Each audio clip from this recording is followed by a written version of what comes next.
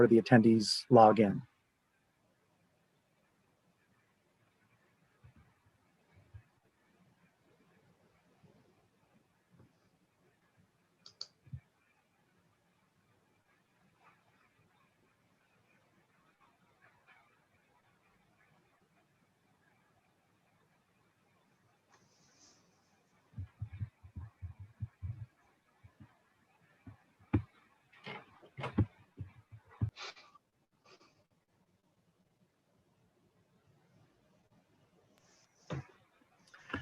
Okay, well, welcome everyone. Good evening, and thanks for joining us for this evening's flash session. My name is Bruce Bunnick, and I'm the Director of Admissions at Lehigh University.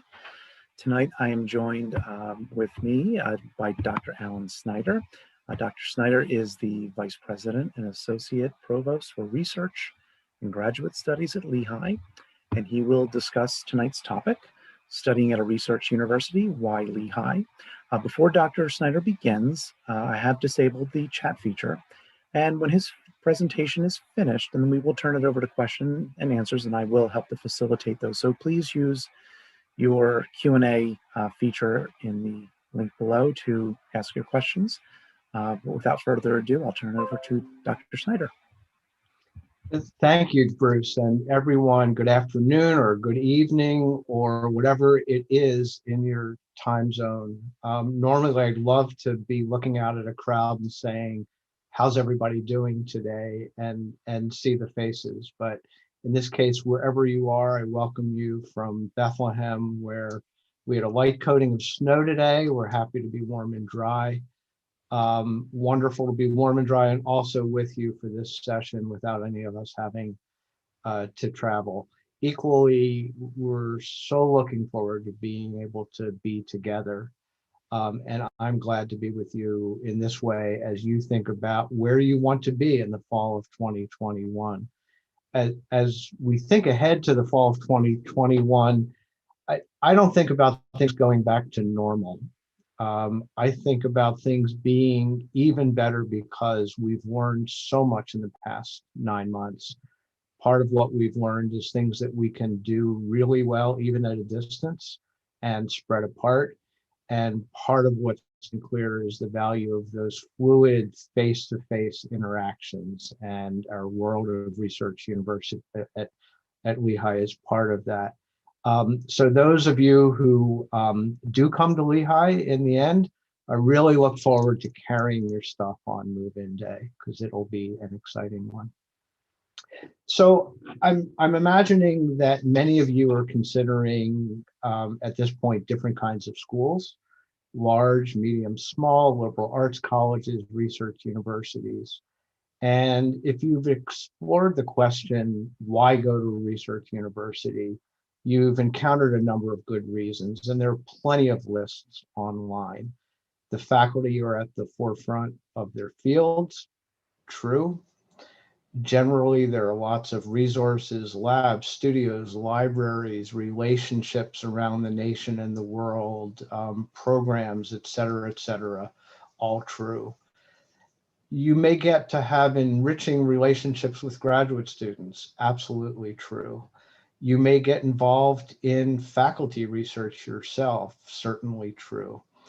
And I can add a couple more that you don't typically see on these lists. I haven't seen them when I've looked online. One that ought to happen at any great school certainly will happen at a research university like ours. If you ask a question in class and the professor doesn't know the answer, the professor is likely to identify that as the best thing that happened all day. As a research university, we thrive on paying attention to what we don't understand or not yet.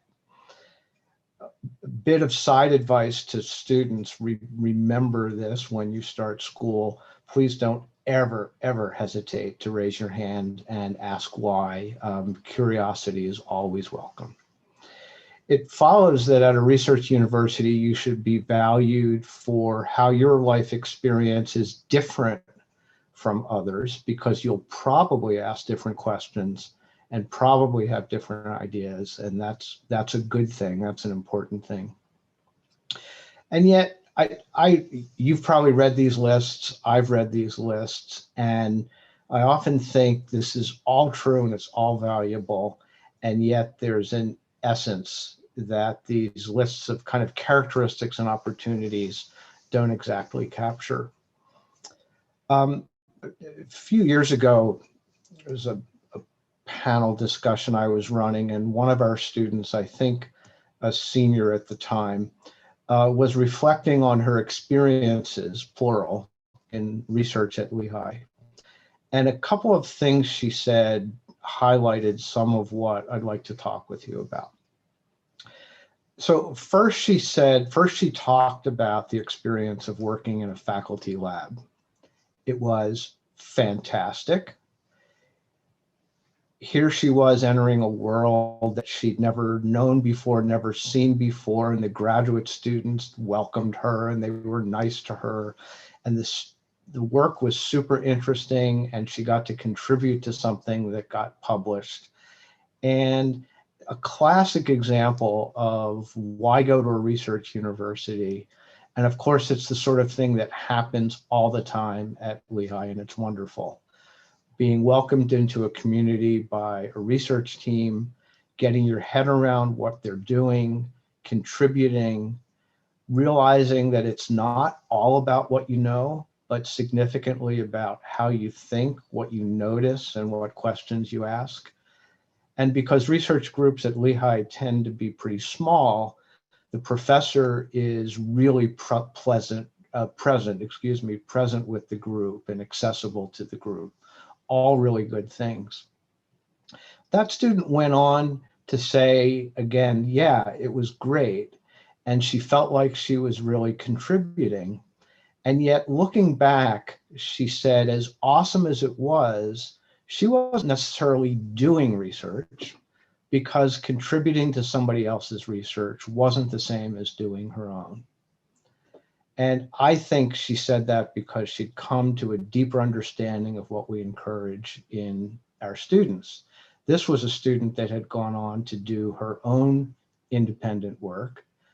And then she felt like she was doing research. She owned it herself. In her case, she was part of a student team, so they owned it together. And she described it as one of the most important experiences of her life. I remember her saying this, and mid-sentence she said, one of the most important experience, and I thought, of the semester, of college. No, she said this was one of the most important experiences of her life. And that begins to capture that essence I was referring to, because this was a student who I'm confident, whether or not she goes to graduate school, whether or not the word research is part of the description of any job she ever has, will proceed differently through her life after Lehigh because of what was a transformative experience. As Lehigh's chief research officer, people I meet sometimes ask me, oh, what kind of research? And I say something to the effect of, well, 5 colleges, 30 some academic departments, just about as many flavors and topics as you can imagine. Research in English and physics and marketing and theater and bioengineering and education and population health. And you could tell I could keep going. They all look different. In my position, I get to marvel at the variety, and I also get to think about the commonalities.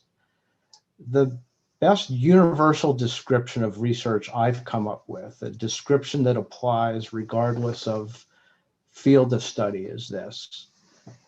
Research is observation, looking at the world with a keen eye, maybe noticing something nobody else has noticed, maybe choosing to be interested or maybe bothered by something that others have noticed and let go of. Sense making, making sense of what you see, open to what you don't understand, or sometimes open to what you wish you could change. Posing good questions. Why? What if? Seeking answers and acting responsibly with what you've learned. What happened to that student, and what I want to happen to all of our students was that she got to make her own observations and she got to ask her own questions. And that to me sets her on a path to go through life, looking at the world with a keen eye, making sense of what she sees, asking good questions, seeking answers, and doing something constructive with what she's learned. Across 5 colleges, 30 some departments representing different ways of understanding the world and figuring out how we should act in it. It can happen in 100 different ways. So to me, it's not just the faculty at the cutting edges of their fields or the ways in which what they're doing finds its way into the curriculum or into how concepts are introduced in class, or the resources and endless opportunities, or the big smile from the professor if you ask an unusual question. Though all of those things are important of wonder and wonderful. It's that you get to look at the world differently and proceed through it differently with a curiosity and a capacity for making new sense of things. And for me, as Lehigh's Chief Research Officer, that's what I want for all of you. And that's what I want to happen to you if you choose to come to Lehigh. I'll stop there. Great.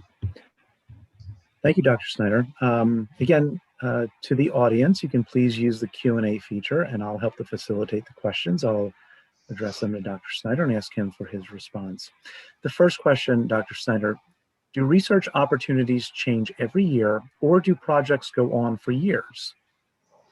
So both. So one of the characteristics of research is the questions people ask might be answerable in 6 months, or they might be answerable in 6 decades.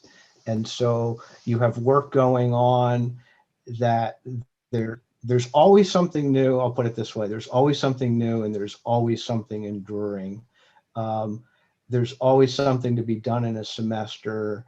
And it's very often part of, in some cases, literally lifelong projects, lifelong quests. Different fields of study tend to have their different rhythms and cycles. But yeah, always new questions, always enduring questions, and always opportunities, whether it's get involved in something that you stay involved in for 2 or 3 years, or the semester or the summer. But you know, all are available, all are sort of naturally available. Right. Another question came in, why specifically Lehigh instead of public research university? Part of it's accessibility that we get from our size. As I said, our research groups, if it's the kind of classic team research that you often think about, that's not everything. Our groups tend to be small. The professor tends to be very present. I've been at Lehigh for just 10 years. I say just because people tend to stick around for a long time here. And I think there's a very long tradition here of student says to professor, I was thinking of trying X. And the professor's answer is some version of, go ahead, what's stopping you? And there's a really strong tradition here of encouraging students to run with their own ideas and form their own enterprises and pursue their own work. And it's not something you get everywhere. And I think combined with the accessibility of the faculty, those are some of the reasons why Lehigh can be the right place for you. I'm going to combine a few questions into one, and this pertains to first-year students. Can first-year students possibly understand or become involved in research, and what opportunities are available for them early in their career at Lehigh? So I want students involved, and I can talk a little bit about what I mean by involved. I would say involved day one. One of the things I mentioned is it happens in 100 different ways. And one of the things you have to remember is you might be in an intro class, just kind of learning the ropes of a field, learning basic concepts and skills. And the professor may introduce a concept through an example, and that concept may come out of the professor's research. The point being that what the faculty are doing in their work finds its way into the curriculum in all sorts of ways, and the exposure doesn't have to be separate from the classroom experience. If you are in some of our majors and departments at Lehigh, the research experiences and the research concepts are woven into the curriculum, and so you won't get out without it. First year does tend to be an exploratory year, where as a student you find out what you're most interested in, but the doors are never closed. You can do something like Mountaintop your first summer, and you were really having a research experience. And so most often, first year students are getting to know people, getting to know their faculty, seeing what they're even interested in. And there is no rule anywhere that says you can't be involved whenever you're ready to try, whenever you're ready to ask. Can you share a bit about funding opportunities from Lehigh for independent research projects? Sure. So one good example I can talk about is a program called the Stroll program for students in social sciences and humanities, specifically fields where there's less team research and more independent research. And then the question is, how are students supposed to get involved in their own? That's a program that provides project-based funding as well as summertime funding for students to do independent solo projects with faculty guidance. The only questions we ask in approving those projects is, will this be a formative experience that the student otherwise wouldn't have a chance to do? Is there a faculty member willing to make sure it goes well? Does the faculty member believe the student is ready? And then the students are off on their own, do absolutely extraordinary things. If you are a student interested in doing your own work at Lehigh, I'm confident that there will be a way, you will find a way to do it.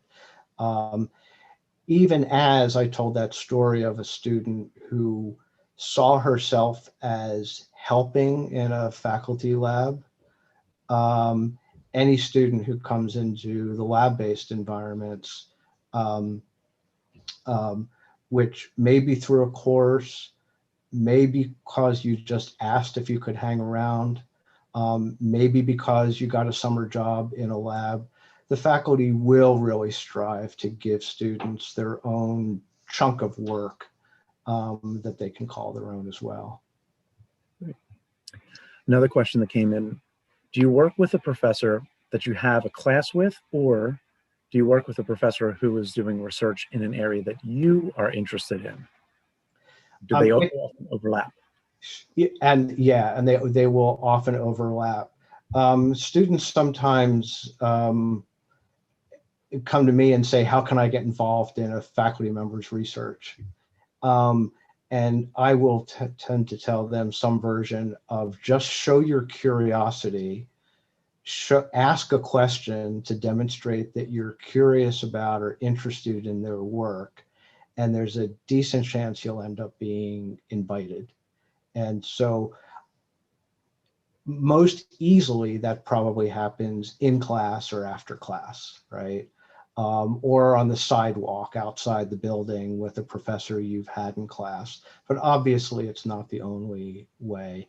Now and then, faculty members will be looking for help, and they'll put up posters, they'll advertise, anyone interested, shoot me an email. So it can happen lots of ways. I think most commonly, it's a classroom relationship that leads to it.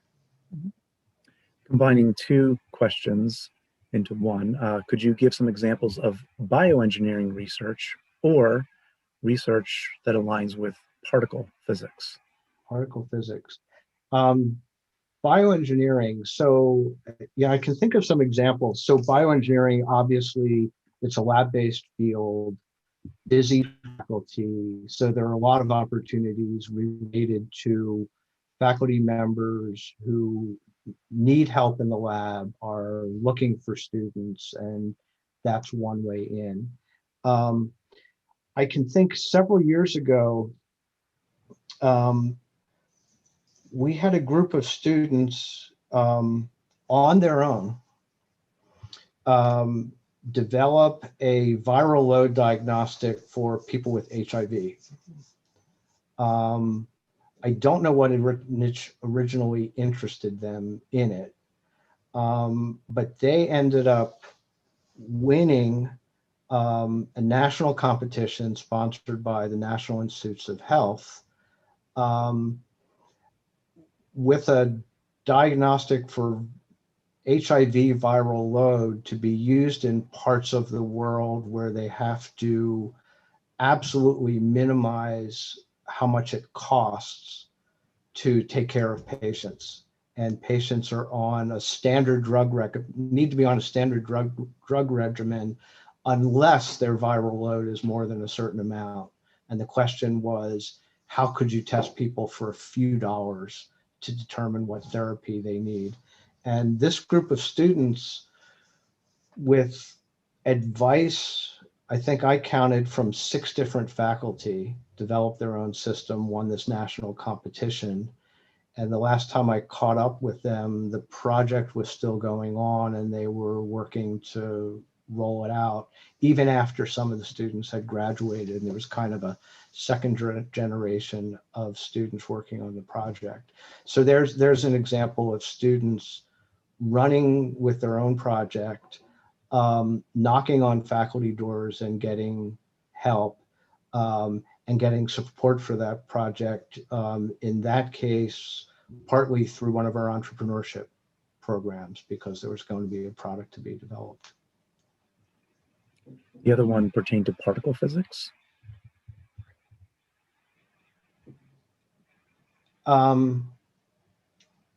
Can't think of a specific example, although we have a faculty member right now. This is something she's applying for, so we'll see if she gets the funding. Applying for funding, that'll go in January, to add a new instrument to the accelerator at Brookhaven National Lab on Long Island, where she's one of the physicists who decides what experiments they're planning to do. Planning to add this device to enable them to do different kinds of experiments. And if the funding goes through, one of the cool things about it is that undergraduate students will be have a role in building the device and have a role in installing the device at the particle accelerator at Brookhaven. So we'll see if that one comes to fruition, but there's a particle physics example. Thanks. What percentage of professors are doing research? Are they all doing research? All, yeah. Everybody does, of course. It's kind of a ramp up when people are new, and there's some way of tying up all your loose ends as people move towards retirement, and in between, everybody's always doing something. Great.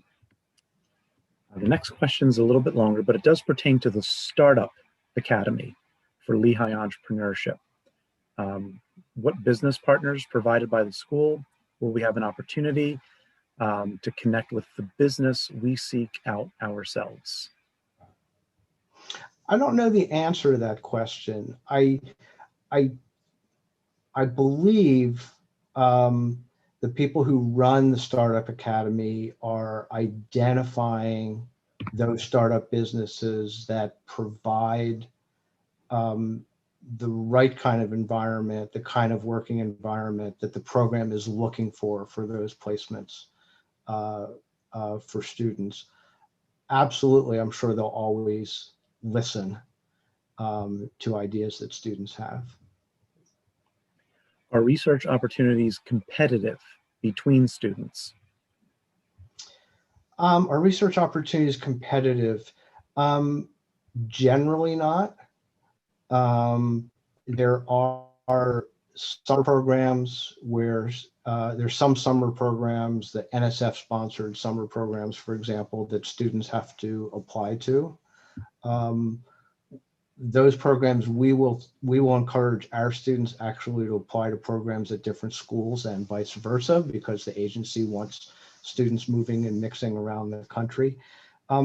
Generally, it's a match of curiosities, interests, and so forth with what people are doing, rather than a competition per se. It's more of a match.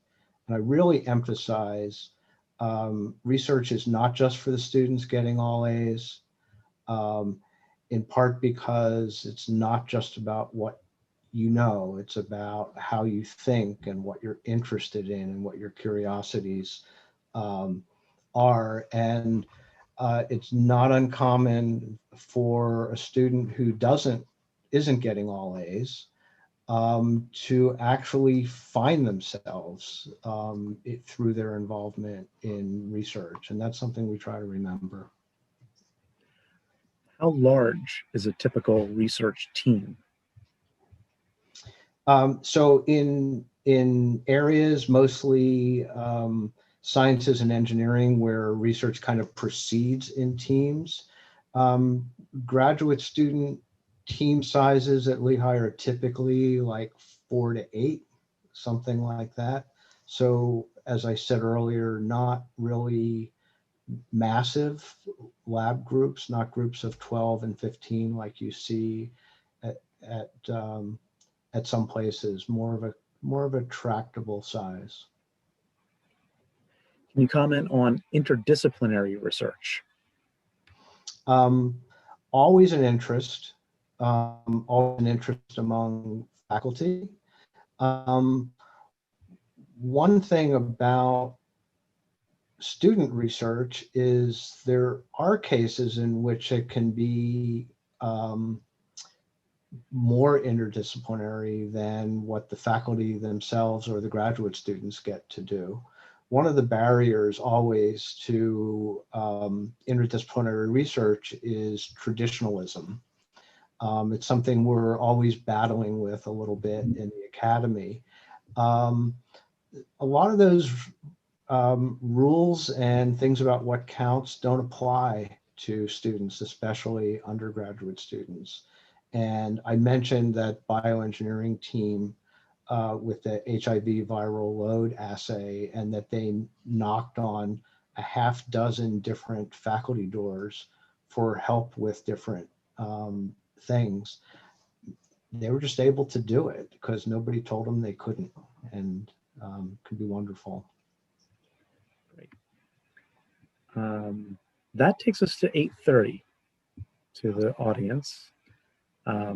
There are several questions that are not unanswered, but I think we did touch upon them maybe thematically through Dr. Snyder's responses. In the meantime, if there are additional questions that you might have, or if you'd like to engage with us to better understand the research opportunities for undergraduates at Lehigh, please feel free to stay in touch with the admissions office. We are available, even though the campus and our offices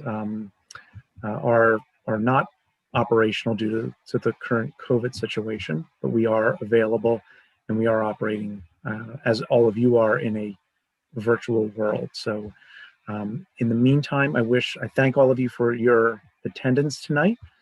I wish you all the best of continued success and a healthy and safe holiday to you and your families. And again, thank you so much for attending tonight, and this will conclude our session. Thank you.